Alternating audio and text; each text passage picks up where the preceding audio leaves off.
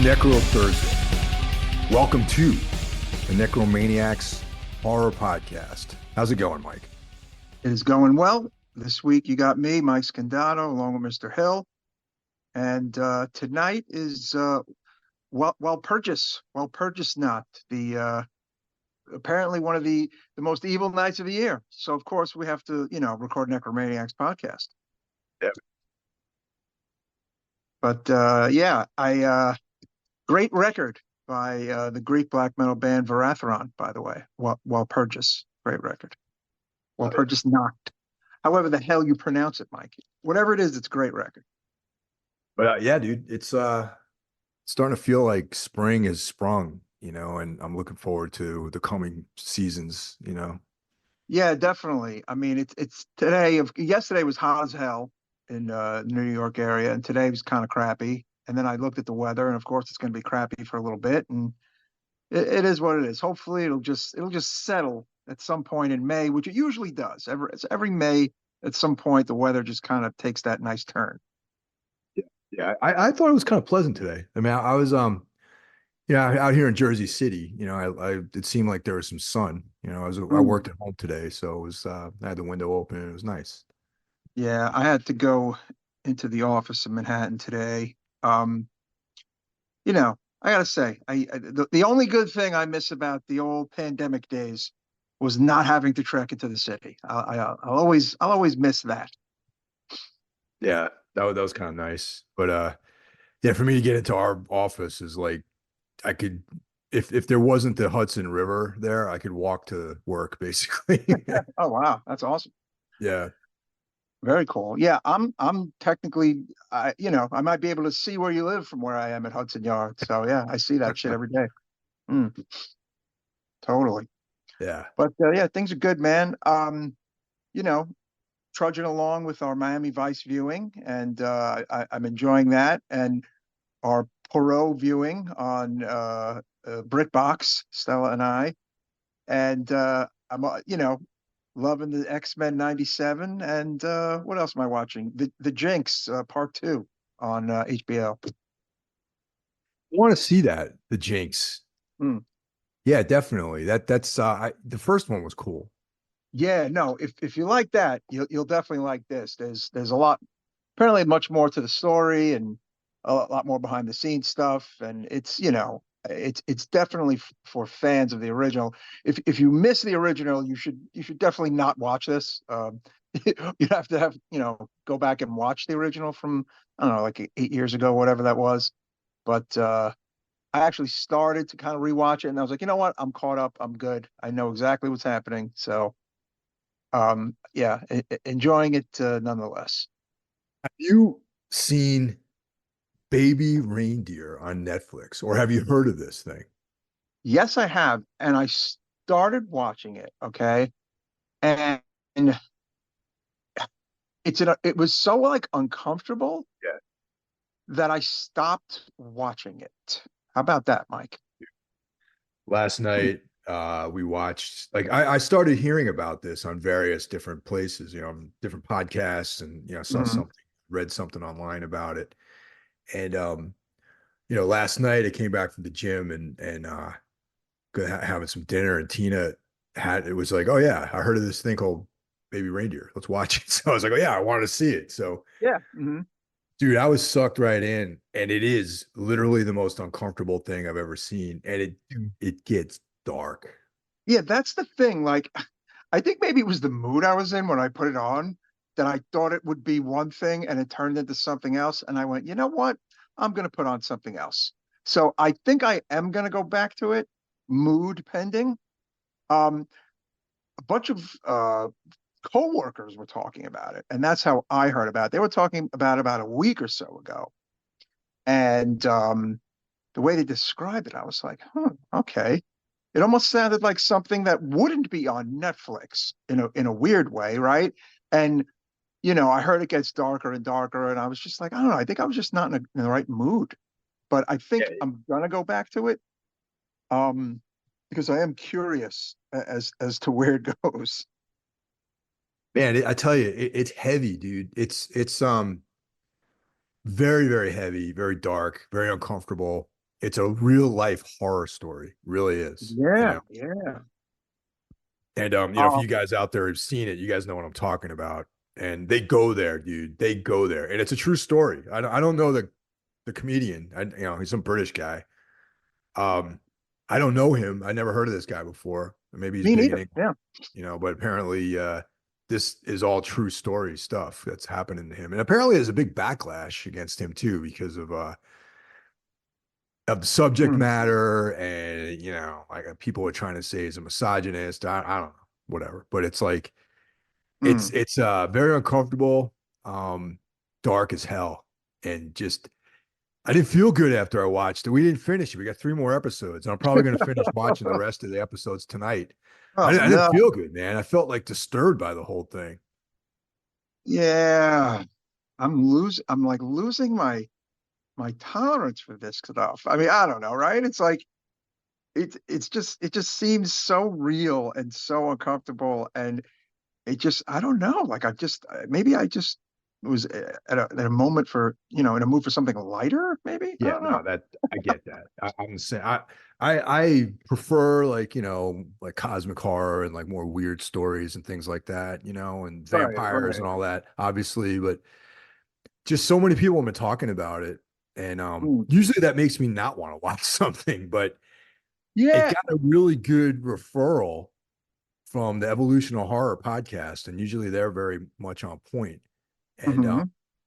so Tina wanted to watch it, so we watched it last night, and we were just sucked in, and it was just the whole time, man, just very, very uncomfortable, real life creepiness, and just really, really heavy stuff, man. So yeah, I mean, proceed at your own caution if you're gonna watch it. You know what I mean? Mm, indeed. But aside from that, I wanted to do a little plug for my own music, which is Hell yeah. kind of rare. The other week, my band Inhuman had our third LP. Oh, sound like some gunfire going off in the hallway. Oh, it's fireworks. I don't know if you guys hear that, but I hope you don't. I guess 4th of July has come early in my neighborhood. Uh, anyway, I'm going to talk over it. My band Inhuman put out our third LP on digital on April 19th. It was reissued because it was actually off all kind of streaming platforms for a while because the prior record label folded and the rights of the record reverted back to us. So the record is called The New Nightmare from the band Inhuman. And if you could do me a tiny little favor for your old pal Mike from the Necromaniacs podcast, if you could hit that little plus button, that would be wonderful. And check out the songs. Perhaps you'll like it if you like hardcore music or metallic hardcore or hardcore with a bit of a darker edge to it. And yeah, I would appreciate it. And we're going to probably play at some point this year. We had a show offered to us that we could not do, unfortunately, in June, but hoping to get out there a little later this year on the live front for Inhuman. So that's that, Mike. I was gonna say that one's has a little bit more of a metallic edge to it, that record, if I remember correctly. Yeah, I think it's our best sounding record. It's like my favorite Inhuman record. It's the most produced, and I there's to me there's no skip tracks, there's no filler. It's like I like every song on it. Like I in the live setting, I would play any song off that record. So it's a nice personal favorite for me. So the New Nightmare from Inhuman, Spotify, Apple Music, the usual suspects. Thank you all for the support in advance. Last episode, I mentioned to Jeff that I watched The Killer Elite, the '70s crime movie with James Caan, and Yes, I knew that you would be down. I knew that you would like that. You'd give me props for watching that. I like that movie. I haven't seen it in a while. I would that's something I would watch again. It's been a minute. It's that's like got a great mood, that movie, doesn't it? Like it's just something about it. It's just, early 70s, like it's very tough, very, very masculine kind of movie. Much so. There's like Mm. some martial arts in that movie. There's like gunplay. Yeah. A lot of men. Just being men. Not in the cruising way, No, listeners, okay? We mean like but in the, in the yeah, tough guy way. yeah, Yes. tough guy, very tough guy oriented. And cool in the cool way, you know? It's funny. I cruising came up in conversation with another friend of mine, and I pointed him to the episode we did about cruising. So yeah, that movie's always with us, huh? Great movie. And like I said, American Giallo, one of those films that it gets overlooked, I think, in that discussion, possibly. Yes, and we've been champions for a long time. Yeah. And go listeners, if you're wondering if we ever covered it, we did, and you can go back in the archives and check out that episode. I think I have to come up with an index, I think, of all the different movies we covered.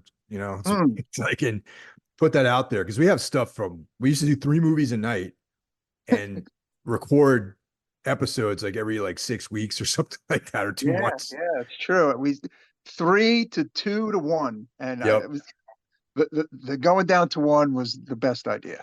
Yeah, because now we do it every week and it's cool. Like there would be these epic long episodes, but we wouldn't do them regularly. And that's the thing. But those are fun though. It's Right. like it's good to listen to them. If you got like a long drive ahead of you to check out Yeah. like a 2+ hour episode of Necromaniacs.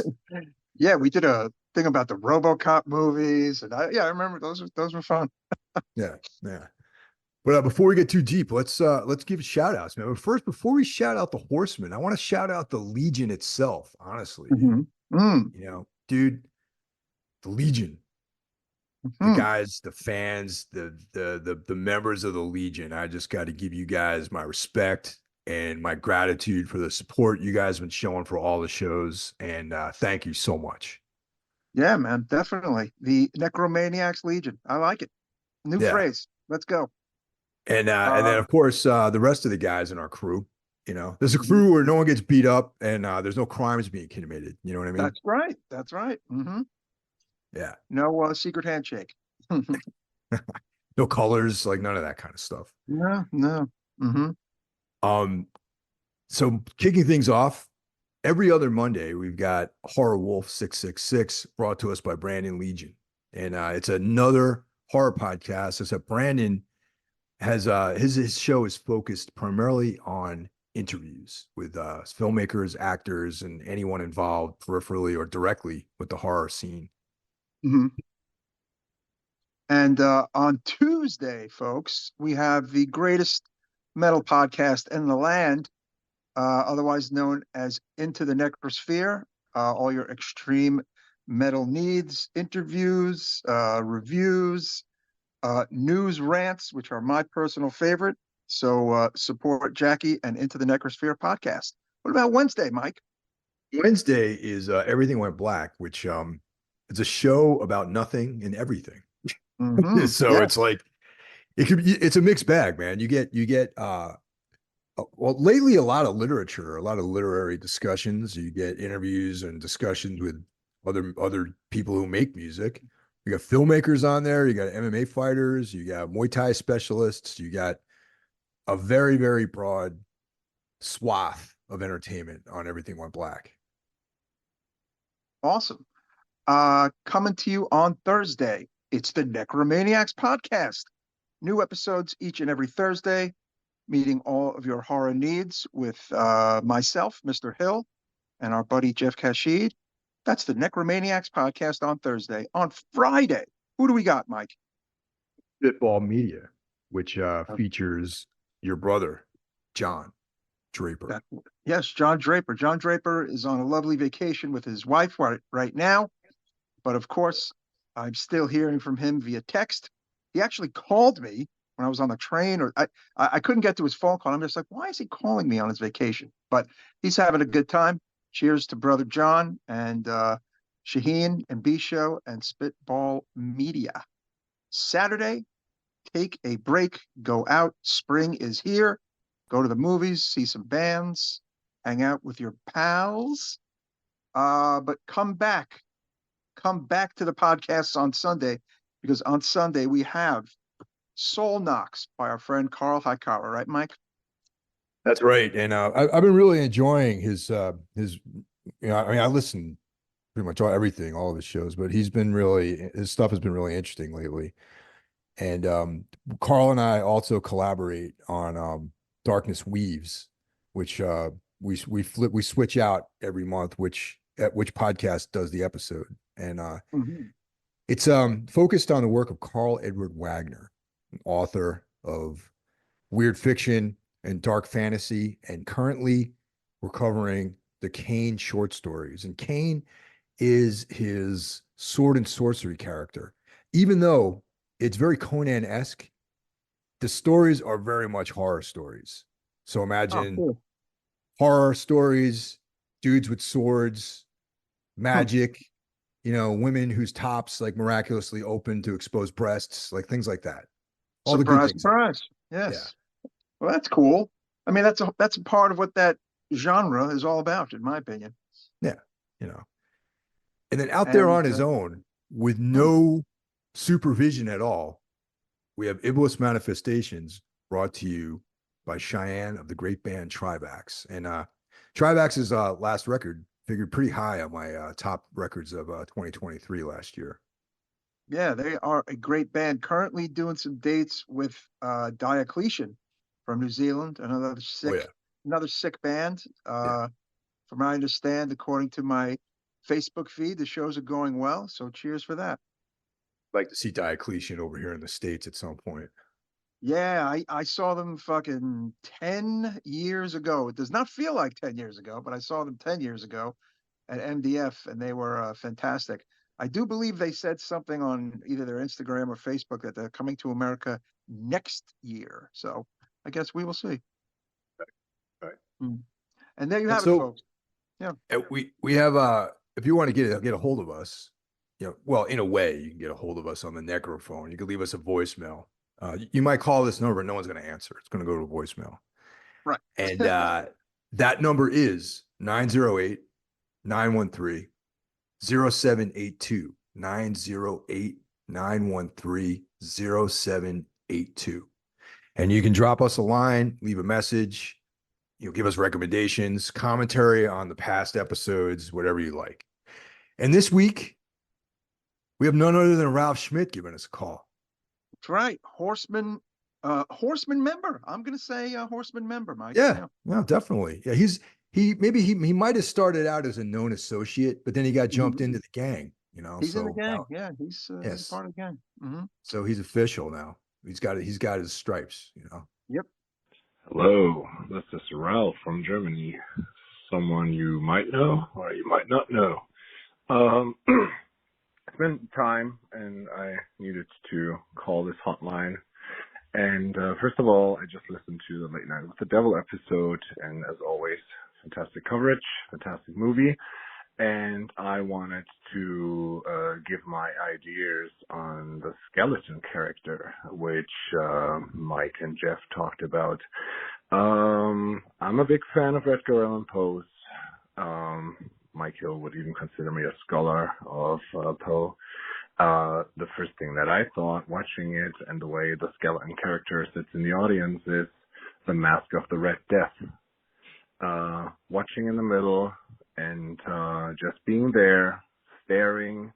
It's when you read the story when Prospero sees the Red Death character with the skeleton mask, and it reminded me of this. And I just recently watched the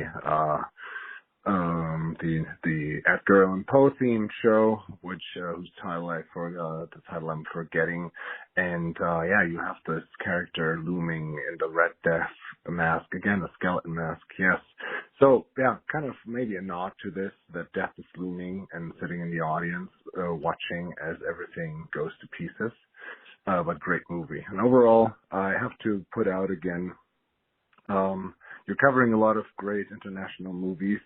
And I know Germany is not really a big thing in horror. Maybe for Hagazusa, the witch movie, but that was semi-Austrian, so like Austrian-German production. But there's still this movie called The Golden Glove, and I have to urge everybody to go out there and watch it. And I know Mike has watched it and he wanted to take a shower afterwards because he felt dirty. And so I'll give the plug again. Golden Glove in German, Der Goldene Handschuh. Fantastic movie. So far, so good. Cheers, lads, and thank you for the great entertainment every week. Bye bye. So yeah, Ralph, thanks for calling. Always great to hear from you. And Yes, yeah. yeah, good call on Mask of the Red Death. I could see that point, and this he's that skull face in the crowd. I can Yeah, definitely yeah. dig that. For Late Night with the Devil, yeah, I will say I too thought at some point as the movie was moving along and Mr. Skelton was not addressed, that he represented possibly death. So, I don't think that's been confirmed anywhere, and it probably won't be because it's kind of cool that we don't know too much about Skeleton Guy. I do remember that he pops up towards the end of the movie, but you know, yeah, he could be the specter of death himself. I like that.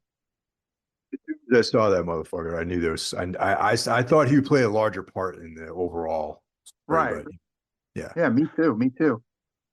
And yes, Yeah. Ralph, I do consider you a scholar on Poe. So that's true.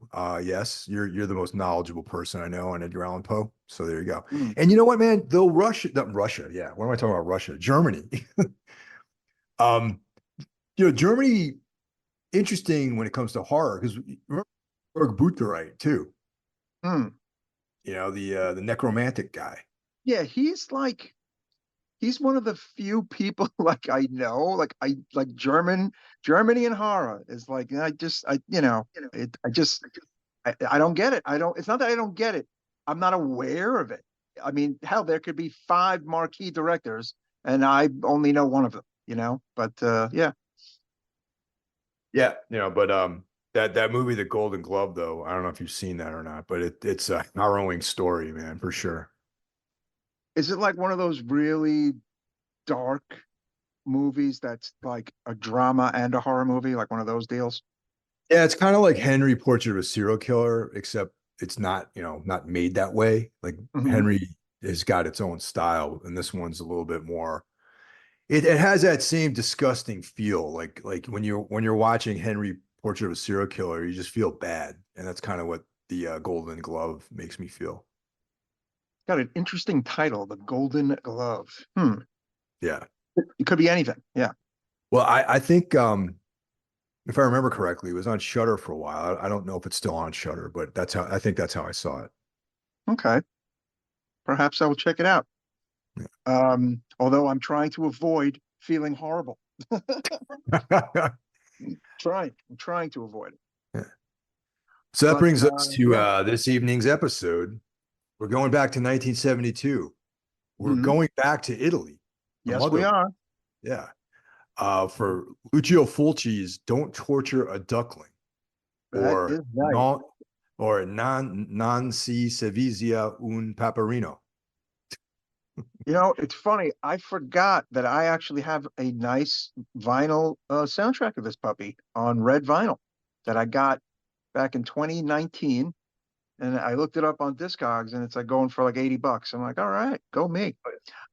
It's got the lovely Barbara Boucher on the cover, and that's one of the reasons I grabbed it. So had to have it. Uh, yes, folks, Don't Torture a Duckling, Lucio Fulci, one of his handful of Giallo films. And man, oh man, I think this is a wonderful film right out of the gate. I will say it. It might be in many ways Fulci's magnum opus, Michael. How about that? I had some similar notes about this movie as well. Hmm. I know it is one of my top three Fulci movies for sure. Yeah, yeah. And if listeners, you might recall, and Mike, you might recall about how, depending on what era you're grabbing of Lucio Fulci, and what movie, it's like you get a different director. It's almost like a different human being directed certain movies. And I think this is an example of one of the Fulcis that I wish did five more movies like this one. you know. His other Gialli are great. The one right before it, which is another movie, uh, I would also like to cover, Lizard in a Woman's Skin. Excellent movie. This is, I think, the better of the two of those. And it's funny, and it's like after this, he kind of, he the horror Fulci kind of comes into play. You know what I'm saying? Like, you know, a few years later, he gets into like Zombie and the other films that we covered. But right now, it's like you're getting like a movie that almost has like straight, Italian drama vibes. It's got like some art house vibes to it. It's just a very unique film among the filmography of Fulci. What do you think? Ooh, and this actually came up last episode, and Stuart, one of the callers, and I Hmm. kind of teased that you and I were thinking about we're going to be doing this one. So yeah, this is actually something from the Necro phone. So one of the Legion out there wanted us to do this film, so it was kind of cool. Um, Awesome. yeah. So just before I got a lot to say about this movie, but Mhm. all good stuff. But just to get the sort of technical stuff out of the way. So released September 29th, 1972, and then October 13th, 2023 digitally, which I Yes. believe is on the Arrow label, put it out. Hmm. Right. It's on the Arrow app in case you guys have that and you want it. Actually, Arrow has a whole Giallo section, which is pretty sick, if you ask me. It's on Tubi as well, but it's dubbed. Honestly, I would recommend either A, buying the Arrow Blu-ray, which I own, or B, watching it on the Arrow app in its Italian language with subs. So, yeah.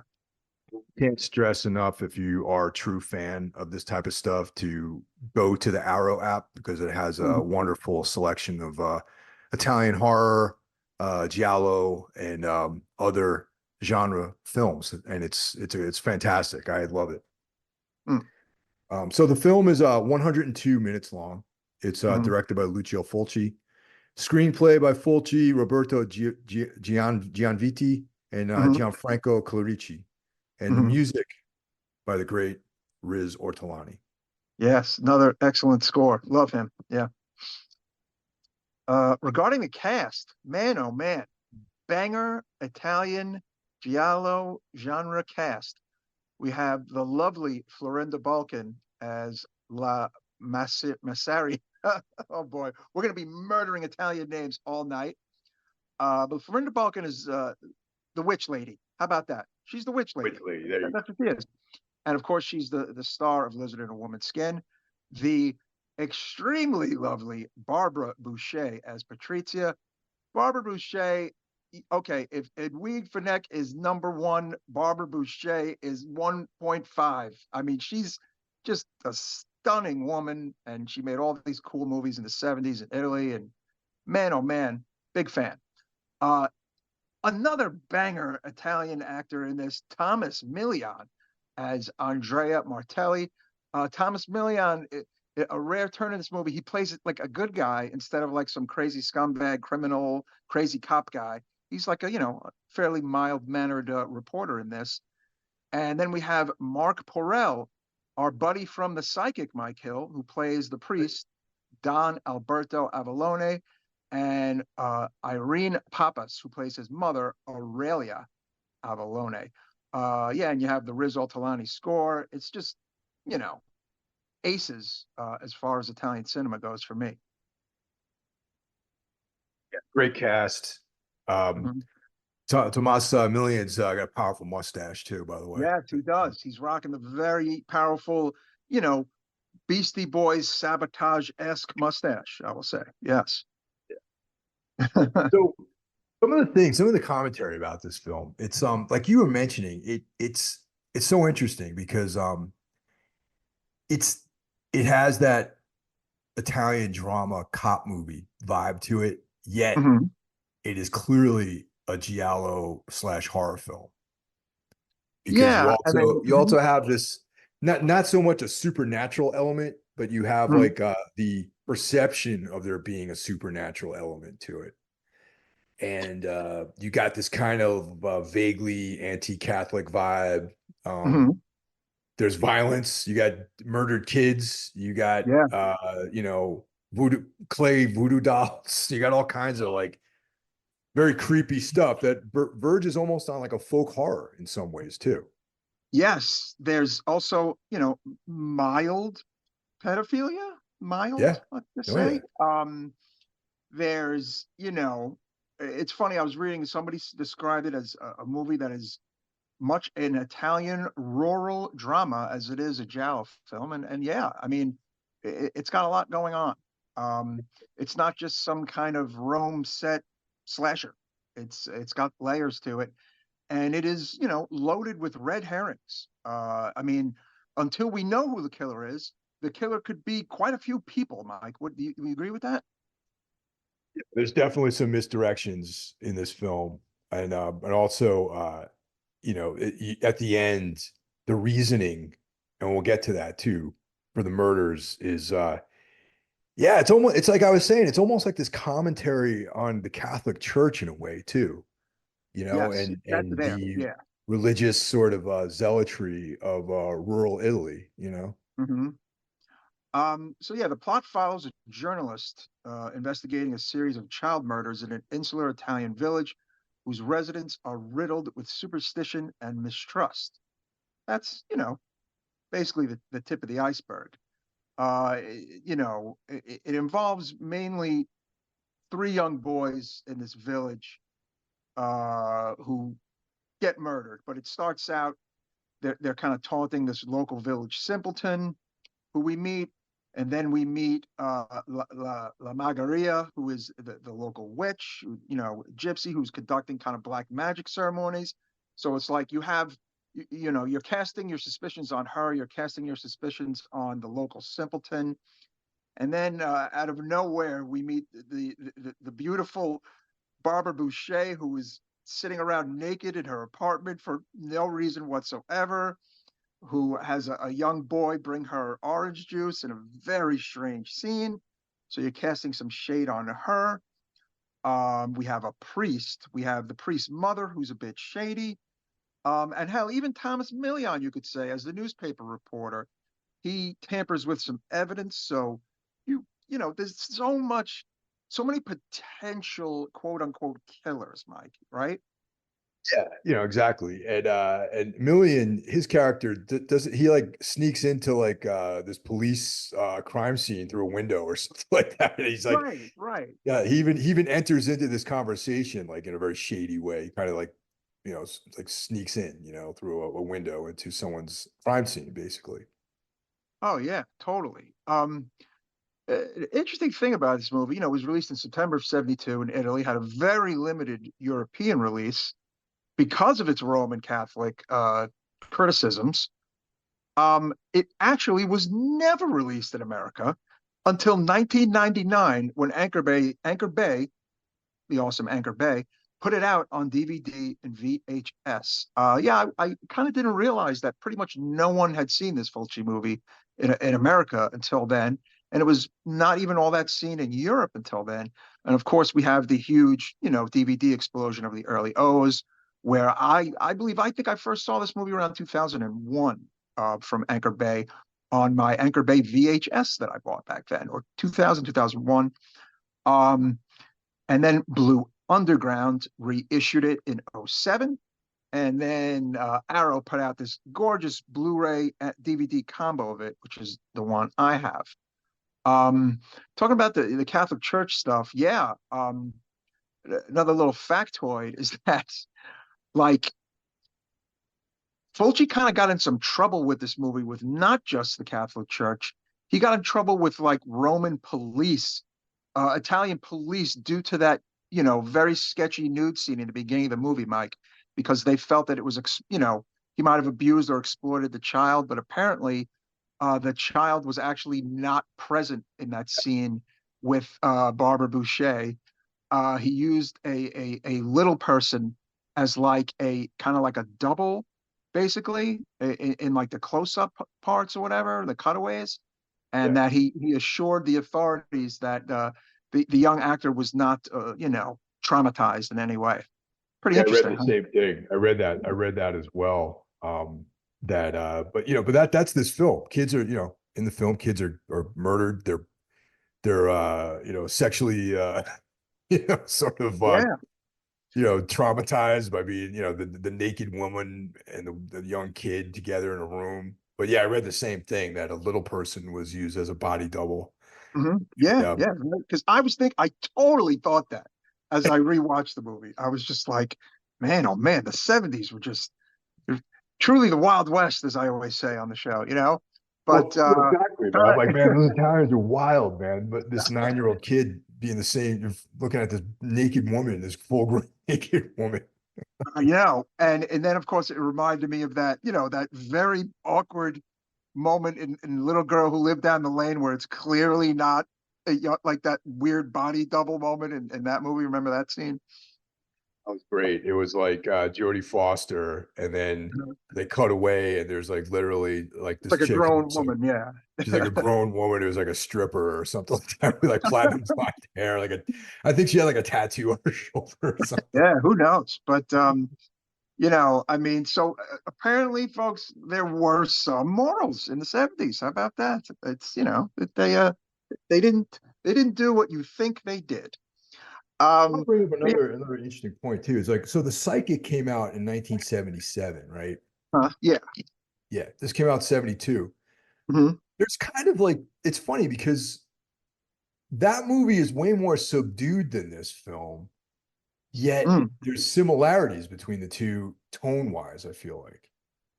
Yes, and of course, as we kind of pointed out in the podcast about that movie begins how this movie ends with the very awkward cliff death. you know, um, don't want to give away just yet who that cliff death human being is in this movie. But the special effects were not so great, I guess, in the 70s, and there was only so much money. But again, I'm wondering, I'm wondering what the viewers thought of the special effects in those particular moments in those movies where it's like, oh yeah, it's a dummy being thrown off a cliff, basically. But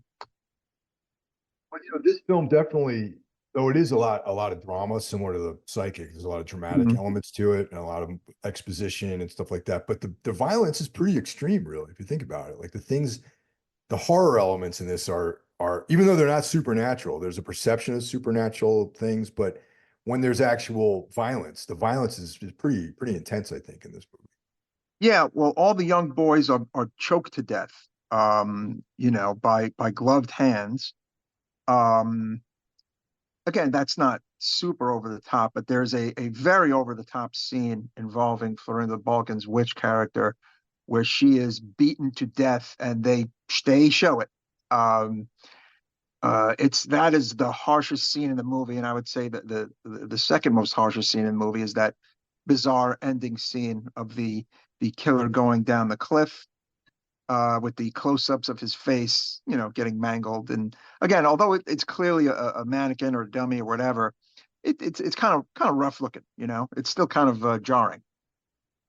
It's also just the straight up scenes where you see the dead kids too. It's not like they imply it, Yes. or it's not like the kids don't die off screen. You see their dead bodies essentially, and it's pretty stark. You know what I mean? Yeah. No. I mean, look, child murder is always unsettling. I mean, not a ton of horror movies go there. I mean, it'd be interesting to see just how many have, and over the years. Um, and again, I think it shows a Fulci that was willing to take risks and chances. And this screenplay, the script is really good. I mean, it's co-written with two other gentlemen, Roberto Gianviti and Gianfranco Clarici. That could be why this is such a good story, though, Mike. What do you think? Possibly, yeah, yeah. I think the plot, the script is great, but Mm, ultimately Fulci directed it, and right. but the directing of this film, it really hits that balance though. Like I was saying, there's like it kind of seamlessly goes between the police procedural. Like I see this film as like three different things going on. There's like the police procedural part of Yes. it. There's like a may or may not be supernatural element, which kind of goes more into the perception of there being a supernatural element that's to do with the witches and the Catholic Church and that whole Mm, commentary. And then straight up like like Fulci style of violence. And Yeah, Fulci no, kind of juggled all three of those topics, all three of those things pretty flawlessly, if you ask me. interesting. The Gianfranco Clarici guy has some lovely notches on his belt. He began writing, you know, spy thrillers and spaghetti westerns, and then went on to not only script Don't Torture a Duckling, he also did New York Ripper, and then he did both House on the Edge of the Park and Cannibal Holocaust. So no slouch in the scripting department, Mr. Clarici. So yeah, again, you know, as they say, sometimes the success is who you work with and surround yourself with. Um, and it's like, you know, like how we see those kind of mixed results in those Argento movies where it's just him as the writer. Sometimes it's not as good as when he has other people in the mix. This is Fulci and you know, two other cohorts, and yeah, it turns out like to be a very unique Giallo film that is layered and way more than just a straight Giallo. Yeah. I think it'd be incredibly hard to write a script and also direct that script. Yeah, yeah. Like our buddy Rob Zombie, as we've said on the show many times. Um, hey, some of these really whack zombie movies could be completely different movies with someone else writing them, right? Exactly. You know, instead of him writing stuff on napkins. Um, you know, like, as he literally said he did for the movie 31 when we saw that screening in Manhattan that time. Um, Yeah, exactly. I remember that. I laughed like out loud during that part when he said that. You know, I don't think Don't Torture a Duckling was conceived on napkins. No, I don't think it was. Um, so yeah, this movie, look, not all gialli are for everyone. And this, like I said, is not your kind of Rome set, slick, pretty giallo film. There's a lot more to it. And again, it works in different ways. Again, it touches on child murder, it touches on Catholicism, it touches on, you know, a lot of different things, uh, some mixing some sexuality in there. You know, it's interesting. Like Barbara Boucher's character at one point in the film, you're almost thinking she might be the one killing the young boys, right? Backstory is kind of interesting. She's from the city and she's Mm-hmm. rumored to have you know, some sort of drug Druggy past. problems in her past. And she comes from money and she's sort of just installed in this town to kind of get her shit together and, you know, find herself and, you know, kind of recover from whatever trouble she got herself into. But there's a lot of circumstantial evidence that points to her as being the murderer. Yes. I think mainly the wacky scenes with the young boys. That's what makes, you know, might cast the shadows on her. However, there are no moments of, say, real aggression. Um, they are questionable and sketchy and weird, but maybe not murderous, right? I mean, would you say that's a fair assessment? Definitely. And it's funny, it's a little tangent. When I was, you know, in my teens, I used to mow the lawn of this lady, Mm-hmm. one of our neighbors who used to walk around in her underwear a lot when I would get, you know, collect my money for mowing the Wow. lawn. Yeah. That man, oh man, I did not have that growing up. Let's just say that just did not happen to me. You were Yeah. one of the few young men out there that actually has a story like that. Yeah. That was just not happening. I mean, she was probably like 30 and I was, you know, like 15 or something like that, you know. So it was like, you know, it was a very interesting sort of experience for me, you know. When you're 15, 30, 35 might as well be 55, 60. Would you Yeah. like literally? Yeah. It's weird, man. Or at least what kids of the 80s say. Yeah. Now who the hell knows? But back then, a 35-year-old say was like, oh boy, you know. She looks like my aunt that I don't even really like that much, like that kind of vibe, She did you not know? look like my aunt. I can tell you that much. But I related to young Michele, Tonino, and Bruno in this movie for sure. There you go. Yeah. You know what's interesting? Florinda Balkan, I think was a gorgeous woman. Well, she's still with us actually. I did my homework. She's still alive in her 80s. I mean, she was like really attractive in Lizard in a Woman's Skin. Her role in this movie as the witch is like, I mean, she's kind of like scary looking, almost like feral in this movie as La Massaria, right? Still looks great though. Let's Yeah. not get it twisted though, you know. Hmm. Um, Interesting moment in the film. Her character confesses to the murders at one point. But while in the police station, she says, "I brought them to death or brought them to their death." And they're like, "Well, what do you mean? They were all strangled." And then she goes, "Oh, I didn't strangle any of them."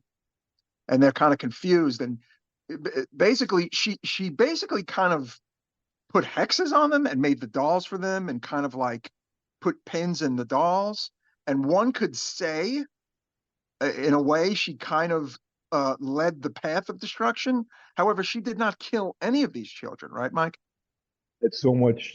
This last time I watched it, because like, you know, I watched this like years and years ago, and then I rewatched it again. Yeah. And now in the recent viewing, Hmm. I think I'm on the same page as you as that, because so much of like magic has to do with like meditating with intention on something. So Right, right. there could be an argument that Aurelia, or what the hell is her name in it? La Massaria. Yeah, the witch. Masaria, yeah, Hmm. that she put this into motion and that she was correct about it, even though there is no actual empirical Hmm. connection with her to the murders. Like she didn't Right. strangle anyone, but you know, they spend a lot of time showing her doing these black magic rituals that have to do with Yes. these figures, you know, these you know, effigies of these kids with, you know, pins in them, and there is a thing on the neck too. Yes. And she didn't like these three boys because they were you know, kind of like pain in the ass kids in the town.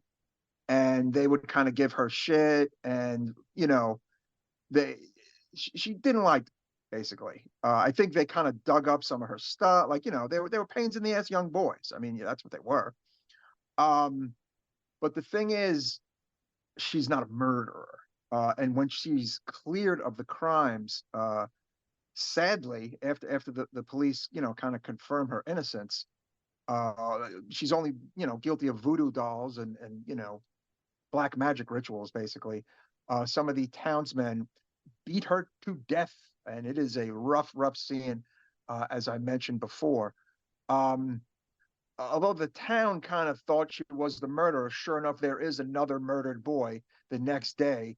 The same day they kind of find her body. So obviously, she's eliminated from the perpetrator pool Yeah, and even the cops think that there's like they still they make a commentary about the ignorance of the town of people the and how townspeople. Yes, yes, uh-huh.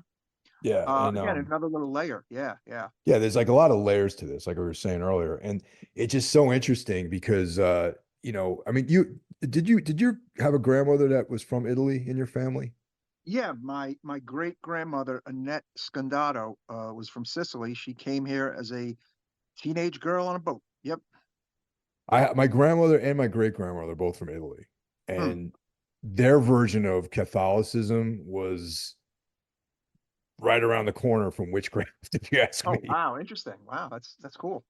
Hmm. Yeah, so that's like this whole thing of, you know, La Strega and like in this small town, and it's in Hmm. southern Italy, you know, where like my family's from southern Italy. I think your family's from southern Italy. Yeah, Sicily. Hmm. Yeah. And oh, this is actually in Sicily, right? Yeah. Hmm. The south, you know. So it's a little bit more superstitious down there, a little bit more wild style with the kind of, you know, crossover into folk sort of mythologies and Yes. Oh yeah. Christianity. Yeah, so it's so interesting how, and I don't know if we should reveal who the actual murderer is, I but think we can. I mean, the yeah, movie's the from movie came out in 1972. 72. It's Yeah, over 40 years old. exactly. And I think some of the listeners have seen this movie, or what I'm hoping is that this is one of the ones they've kind of waited on seeing from Fulci, or because they never really knew what it was about because it had an odd title. You may want to hit pause right now, but so we've eliminated Barbara Boucher's character and Thomas Millian's character, and of course Fleur de Balkan, the witch, is now dead, which sadly leaves us with our local priest, played by Mark Perel, Don Alberto. Um, Interesting moment. We learned that Don Alberto has basically a younger sister, a 6-year-old deaf mute girl that comes into play towards the end. She's this little redhead. Um, and Thomas Millian, Andrea, is convinced that she has seen these murders because she's noticed that she has been cutting all of the heads off all her dolls, kind of imitating the strangulation, one could say, of all the young boys, right? Exactly. Uh-huh. And one of the dolls is, of course, that of Donald Duck, which is where we get the name, of Don't Torture a Duckling from. The creepy looking head of Donald Duck is found near the scene of the most recent, you know, young boy cadaver. Um, Basically, Aurelia disappears with the daughter, and Andrea and Barbara Boucher Patrizia are, kind of looking for them because, what a surprise that they've ran off because they're guilty as hell. They find them in a nearby shack in the village, and they see that Aurelia is buried conscious because her wonderful son, the priest, slammed his mother against the wall. Right, Mike? Yeah. Priest, wonderful guy. Yes. Yeah. Basically, the viewers, Don Alberto, the priest, is the one who killed the boys, not because of any of their sins, but it turns out to prevent them from sinning when they grew up. Again, a very kind of creepy layer. It is worth noting that they say early on when they find the boys that there's no sign of any molestation. Right? They've only just been killed. So apparently, our wonderful priest had no intention of doing anything sexually with them, but he wanted to kill all of them before they became adults and started sinning, because there's a lot of sinning adults in the town, right, Mike? There's a lot of shitty dudes in the town, and you know, like these creepy guys, and maybe the priest kind of sees that and he didn't want the young boys to grow up to be like that, right? Visiting Also, prostitutes, etc. Yeah. yeah, because like in the opening scenes, there's like these prostitutes visit the town, and the kids are obviously fascinated by what's going on. So rather than have them go down a path of sin, the priest wants to preserve their innocence by murdering them. Yes. They have a bit of a scuffle. Mr. Million and Mr. Perel on a cliff. And of course, Porel loses his balance, and down the mountainside he goes in this very bizarre, wild, Fulci-esque moment where we see his face getting bashed against the rocks, but it's clearly, that of a mannequin, until ultimately he falls to his death. And yeah, pretty great ending, actually, I thought. I mean, it's wild and it's very Fulci, and then you have that like great Riz Ultralani music coming up at the end, and I don't know. I actually really like the ending. Did you like the ending?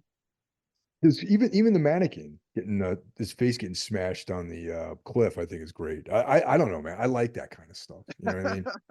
For me, I get stoked when I see things like that. But the concept and the story is so great in this movie, and it's like I was saying before, the connection, between like witchcraft and the Catholic Church. And like I said, Mhm. maybe you know the witch really did manipulate this whole thing, You put into could say that, motion. but yeah, I mean, yes, but I do feel like there was no stopping the priest, and it was a crazy priest who who did the actual murders, and he was probably going to do it anyway, even if Florinda Balkan's character wasn't even performing her rituals. I don't know. One could say that, but It, um, they killed an innocent woman. yeah. I mean, it's an interesting discussion, topic of discussion for sure. Like, Oh it's yeah. you can look at it a couple different ways, and it's like, and like I was saying, in my opinion, this is one of Fulci's finest films. This is not the only Giallo that has predatory priests in it. Another really good one called Who Saw Her Die has one, and another one called The Bloodstained Shadow, late Giallo from 1978. I have seen Who Saw Her Die. That's a really good one, actually. I would even cover that movie. Bloodstained Shadow, I don't know if I've seen it, but I remember when that actually came out on DVD back in the day. Um, yeah, man, definitely one of Fulci's strongest films. Very unique, very cool, good acting, good score, great story. What do you score Don't Torture a Duckling? Oh, dude, easy 5 out of Yeah, 5. 5 out of 5. Yeah, this is one Yeah, of Fulci's best movies. In my research, I found some people that said that this is either their favorite or his best movie. Some people seem to think this is better than Zombie and better than Beyond. It's weird. Like I guess like my favorite I always say is The Beyond because as like a pure horror movie, right? It's like my favorite from Fulci.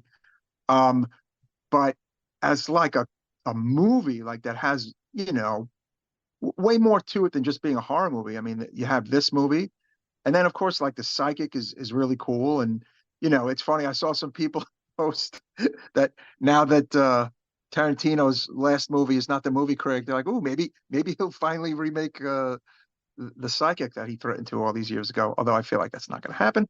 um you know yeah, I feel like Fulci died in 1996, but as the famous t-shirts and stickers go, Fulci indeed lives, right, Mike? that is correct. Here at Yeah. Necromaniacs, for sure, Lucio Fulci lives. Yeah, yeah. And it's great to just kind of uncover his different eras. I mean, there's some of his westerns I still haven't seen, and some of his sword and sandal stuff that I don't think I've seen. So yeah, man. I mean that when someone has such a varied career, it's always fun to check out as many films as the man has. I haven't seen any of the westerns or sword and sandal movies. I've only seen the horror movies and the Giallo that he's done. Yeah, yeah. I mean, he was essentially at one point just a filmmaker for hire, right? Before he kind of came into his prominence, like a lot of Italian filmmakers. I mean, in the 60s, it was basically literally about aping what was popular in America. That was almost how the industry was like birthed. And then I think the success of like Baba's stuff and the success of like Bird with Crystal Plumage, that like changed everything, you know? And then it became literally about copying the success of Dario Argento for a lot of people, you know? And for me, Don't Torture a Duckling is as solid as, Argento's top Giallo. It's definitely as solid and up there for me. There you have it. That's Mhm. definitely a film that's sort of, I feel like this has been a long time coming for us to cover. So I'm glad we got Yeah, around to it. for sure, for sure. Um, yeah, let us know what you thought of Don't Torture a Duckling, of course, if you've seen it before, if you've never seen it. Um, yeah, we love hearing from you on the Instagram or the Facebook or via phone call. How about that? Right? Yeah, the phone calls, man. Keep them coming. Like I said, we really enjoy getting those. It's a lot of fun. And it's a lot of fun to have this dialogue with you guys. And once again, I'm just gonna go back to what I said in the beginning of the episode. Thanks to all you guys in the Legion. It's Yeah. cool that we got this thing going on with all the other podcasts. And a lot of you guys have been very active in getting in touch and talking to us and messaging and all that stuff. And I know I really appreciate that. Yes. We appreciate you all very much. And we will see you next time, Necromaniacs. Take care, everyone. Cheers.